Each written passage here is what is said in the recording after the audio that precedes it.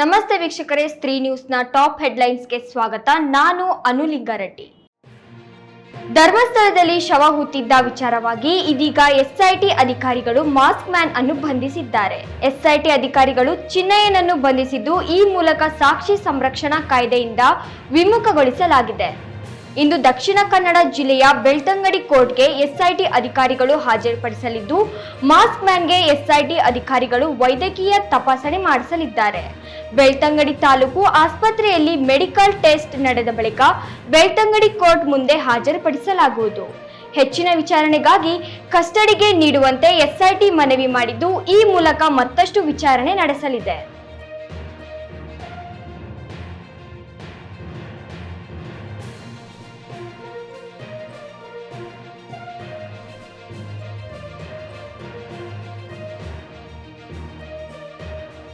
ನಾನು ಪಾತ್ರಧಾರಿ ಮಾತ್ರ, ಸೂತ್ರಧಾರಿಗಳು ಬೇರೆ ಇದ್ದಾರೆ ಎಂದು mask man CM Chinnaiah alias ಚೆನ್ನ ಸ್ಫೋಟಕ ಮಾಹಿತಿ ಹೇಳಿದ್ದಾನೆ. ಧರ್ಮಸ್ಥಳದಲ್ಲಿ ಉತ್ಖನನ ನಿಲ್ಲಿಸಿ ಮಾಸ್ಕ್ ಮ್ಯಾನ್ ನನ್ನೇ ವಿಚಾರಣೆ ನಡೆಸಿದ್ದ ಎಸ್ಐಟಿ ಅಧಿಕಾರಿಗಳು ಆತ ಹೇಳಿದ್ದೆಲ್ಲ ಬುರುಡೆ ಎಂದು ಕನ್ಫರ್ಮ್ ಆದ ಬಳಿಕ ಬಂಧಿಸಿ ವಿಚಾರಣೆಗೊಳಿಸಪಡಿಸಿದ್ದರು. ಈ ವೇಳೆ ಸತ್ಯದ ಅನಾವರಣವಾಗಿದೆ. ನನಗೆ ಈ ರೀತಿ ಹೇಳಲು ಹೇಳಿದ್ರು, ನಾನು ಈ ರೀತಿ ಹೇಳಿದೆ. ಬುರುಡೆ ತೆಗೆದುಕೊಂಡು ಕೋರ್ಟ್ಗೆ ಒಪ್ಪಿಸಿ ಅಂದ್ರು, ನಾನು ಒಪ್ಪಿಸಿದೆ. ಕೋರ್ಟ್ಗೆ ಹಾಜರುಪಡಿಸಿದ ಬುರುಡೆ ಎಲ್ಲಿಂದ ಬಂತು ನನಗೆ ಗೊತ್ತಿಲ್ಲ ಎಂದು ಮಾಸ್ಕ್ ಮ್ಯಾನ್ ಹೇಳಿದ್ದಾನೆ.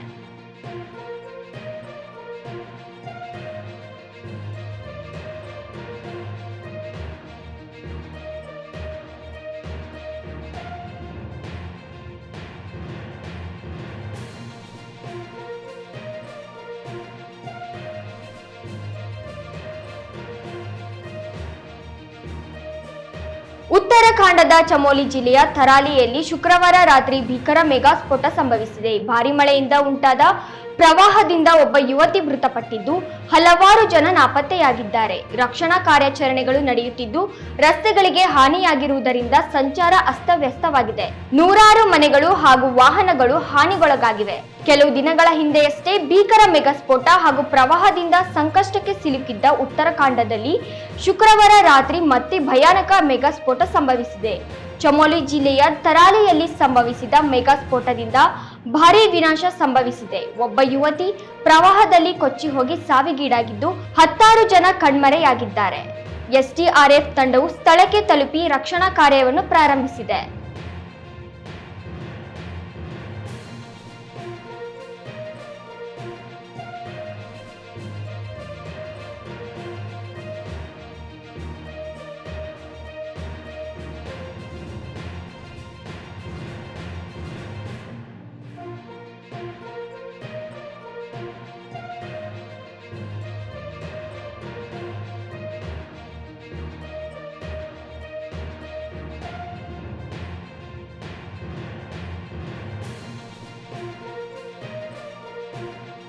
ರೇಣುಕಾಸ್ವಾಮಿ ಕೊಲೆ ಕೇಸ್ನಲ್ಲಿ A2 ಆರೋಪಿಯಾಗಿರುವ ದರ್ಶನ್ ಇಂದು ಮತ್ತೆ ಬಳ್ಳಾರಿ ಜೈಲ್ಗೆ ಶಿಫ್ಟ್ ಆಗ್ತಾರಾ ಎಂಬುದರ ಬಗ್ಗೆ ಇಂದು ನಿರ್ಧಾರ ಆಗಲಿದೆ. ಬಳ್ಳಾರಿ ಜೈಲ್ಗೆ ಶಿಫ್ಟ್ ಮಾಡಲು ಕೋರಿ ಅರ್ಜಿ ಸಲ್ಲಿಸಿರುವ ಎಸ್ಪಿಪಿ ಪ್ರಸನ್ನಕುಮಾರ್ ಅವರು ಅರ್ಜಿಯನ್ನು ಇಂದು ಕೋರ್ಟ್ ವಿಚಾರಣೆಗೆ ನಡೆಸಲಿದೆ. ಆರೋಪಿಗಳ ಪರ ವಕೀಲರಿಗೆ ಆಕ್ಷೇಪಣೆ ಸಲ್ಲಿಸಲು ಕೋರ್ಟ್ ಸೂಚನೆ ನೀಡಿ ಇಂದಿಗೆ ವಿಚಾರಣೆ ಮುಂದೂಡಿದ್ದು, ಇಂದು ದರ್ಶನ್ ಬಳ್ಳಾರಿ ಜೈಲಿಗೆ ಶಿಫ್ಟ್ ಆಗ್ತಾರಾ ಎಂಬುದರ ಬಗ್ಗೆ ಇಂದು ಕೋರ್ಟ್ ಆದೇಶ ಹೊರಬರಲಿದೆ.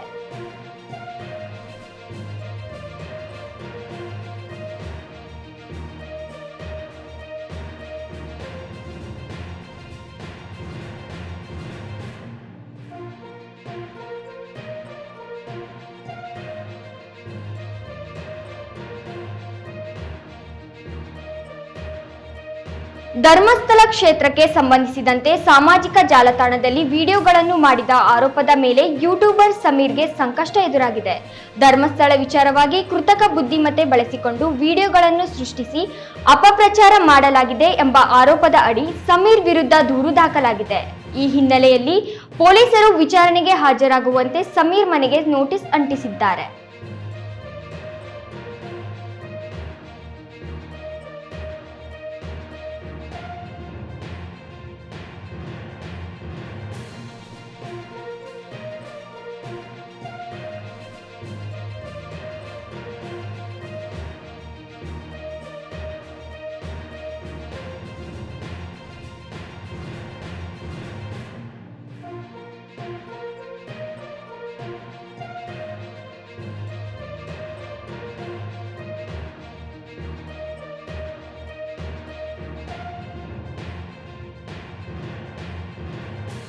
ಕಿರುತೆರೆ ಧಾರಾವಾಹಿ ಹಾಗೂ ರಿಯಾಲಿಟಿ ಶೋ ಮೂಲಕ ಮನೆ ಮಾತಾಗಿರುವ ರಮೋಲಾ ವಿರುದ್ಧ ಫಿಲ್ಮ್ ಚೇಂಬರ್ಗೆ ಚಿತ್ರತಂಡ ದೂರು ನೀಡಿದೆ. ಭರ್ಜರಿ ಬ್ಯಾಚುಲರ್ಸ್ ರಿಯಾಲಿಟಿ ಶೋನಲ್ಲಿ ರಕ್ಷಕ್ಕೆ ಜೋಡಿಯಾಗಿದ್ದ ನಟಿ ರಮೋಲಾ ಅವರು ರಿಚಿ ಹೆಸರಿನ ಸಿನಿಮಾದಲ್ಲಿ ನಟಿಸಿದ್ರು. ಈ ಸಿನಿಮಾ ಸೆಟ್ಟೇರಿ ಬಹಳ ಸಮಯ ಕಳೆದಿದೆ. ಈಗ ಚಿತ್ರದ ನಾಯಕ, ನಿರ್ದೇಶಕ ಹಾಗೂ ನಿರ್ಮಾಪಕ ರಿಚಿ ಅವರು ಈ ಬಗ್ಗೆ ಫಿಲ್ಮ್ ಚೇಂಬರ್ಗೆ ದೂರು ನೀಡಿದ್ದಾರೆ. ಪ್ರಮೋಷನ್ಗೆ ರಮೋಲಾ ಬರುತ್ತಿಲ್ಲ, ಅವರು ಕರೆಯನ್ನು ಸ್ವೀಕರಿಸುತ್ತಿಲ್ಲ ಎಂದಿದ್ದಾರೆ. ಕನ್ನಡತಿ ಧಾರಾವಾಹಿಯ ಪಾತ್ರದಿಂದ ಜನಪ್ರಿಯತೆ ಗಳಿಸಿರುವ ರಮೋಲಾ ರಿಚಿ ಸಿನಿಮಾ ಶೂಟಿಂಗ್ ಬಳಿಕ ರಿಯಾಲಿಟಿ ಶೋನಲ್ಲಿ ಬ್ಯುಸಿಯಾಗಿದ್ದಾರೆ. ಈಗ ಸಿನಿಮಾದ ತಂಡದ ಪ್ರಮೋಷನ್ಗೆ ಕರೆಯುತ್ತಿದೆ, ಆದರೆ ಕರೆ ಸ್ವೀಕರಿಸದೆ ಚಿತ್ರತಂಡಕ್ಕೆ ಸಹಕಾರ ನೀಡುತ್ತಿಲ್ಲ. ಹೀಗಾಗಿ ಅವರ ವಿರುದ್ಧ ಕ್ರಮ ತೆಗೆದುಕೊಳ್ಳಿ ಎಂದು ಫಿಲ್ಮ್ ಚೇಂಬರ್ಗೆ ಇಡೀ ಚಿತ್ರತಂಡ ದೂರು ನೀಡಿದೆ.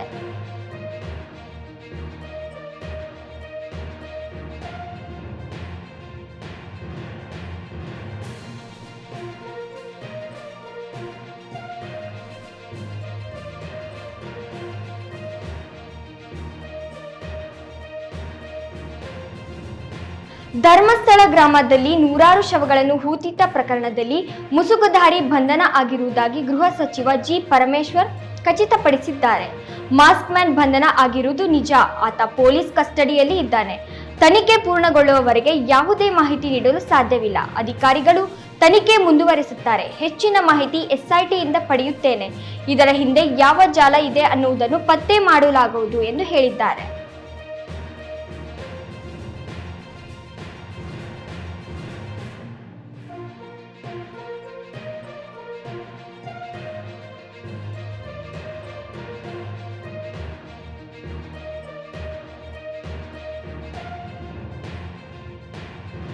ಯಶ್ ತಾಯಿ ಪುಷ್ಪಾ ಅರುಣ್ ಕುಮಾರ್ ಕೊತ್ತಲವಾಡಿ ಸಿನಿಮಾ ನಿರ್ಮಾಣ ಮಾಡಿ ತೆರೆಗೆ ತಂದಿದ್ದಾರೆ. ಈ ಸಿನಿಮಾ ರಿಲೀಸ್ ಬಳಿಕ ಖಾಸಗಿ ವಾಹಿನಿಯೊಂದಕ್ಕೆ ಸಂದರ್ಶನ ನೀಡಿದ್ದು, ಈ ವೇಳೆ ದೀಪಿಕಾ ದಾಸ್ ಅವರಿಗೆ ಮುಂದಿನ ಸಿನಿಮಾದಲ್ಲಿ ಚಾನ್ಸ್ ಕೊಡ್ತೀರಂತೆ ಎನ್ನುವ ಪ್ರಶ್ನೆಗೆ ಉತ್ತರಿಸಿದ ಪುಷ್ಪಾ ಅರುಣ್ ಕುಮಾರ್, ನಮಗೂ ದೀಪಿಕಾ ದಾಸ್ಗೆ ಆಗೋಲ್ಲ. ಅವಳು ಯಾವ ದೊಡ್ಡ ಹೀರೋಯಿನ್ ಅಂತ ಆಯ್ಕೆ ಮಾಡಿಕೊಳ್ಳಲಿ.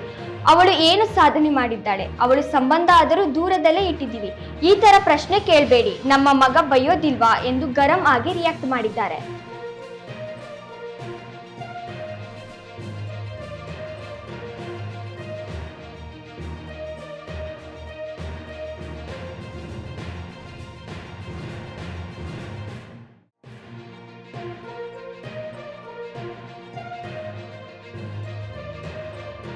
ಪುಷ್ಪಾ ಅರುಣ್ ಕುಮಾರ್ ಮಾತನಾಡಿರುವ ಈ ವಿಡಿಯೋ ಸಖತ್ ವೈರಲ್ ಆಗ್ತಿದ್ದು, ಇನ್ನು ಇದರ ಬಗ್ಗೆ ನಟಿ ದೀಪಿಕಾ ದಾಸ್ ಸಾಮಾಜಿಕ ಜಾಲತಾಣದ ಮೂಲಕ ತಿರುಗೇಟು ನೀಡಿದ್ದಾರೆ. ಹೊಸ ಕಲಾವಿದರನ್ನು ಬೆಳೆಸೋ ಜನರು ಕಲಾವಿದರಿಗೆ ಬೆಲೆ ಕೊಡುವುದನ್ನು ಕಲಿತಿರಬೇಕು. ಇಲ್ಲಿಯವರೆಗೂ ಯಾರ ಹೆಸರನ್ನು ಹೇಳಿಕೊಂಡು ಬಂದಿಲ್ಲ, ಮುಂದೇನು ಬರಲ್ಲ. ಕೆಲವರಿಗೆ ಬೆಲೆ ಕೊಟ್ಟ ಮಾತ್ರಕ್ಕೆ ಯಾರ ಮೇಲೂ ಭಯ ಇದೆ ಅಂತ ಅಲ್ಲ. ಇದು ಅಮ್ಮ ಆದರೂ ಸರಿ, ದೊಡ್ಡಮ್ಮ ಆದರೂ ಸರಿ, ಅಥವಾ ಪುಷ್ಪಮ್ಮ ಆದರೂ ಸರಿ. With due respect, star of our industry. ನಾನು ಯಾವ ದೊಡ್ಡ ನಟಿ ಅಲ್ಲದಿದ್ರು, ಏನು ಸಾಧನೆ ಮಾಡದಿದ್ರು ನನ್ನ ಬಗ್ಗೆ ಹೀನಾಯವಾಗಿ ಮಾತನಾಡುವ ಯೋಗ್ಯತೆ ಯಾರಿಗೂ ಇಲ್ಲ ಎಂದು ದೀಪಿಕಾ ದಾಸ್ ಹೇಳಿದ್ದಾರೆ.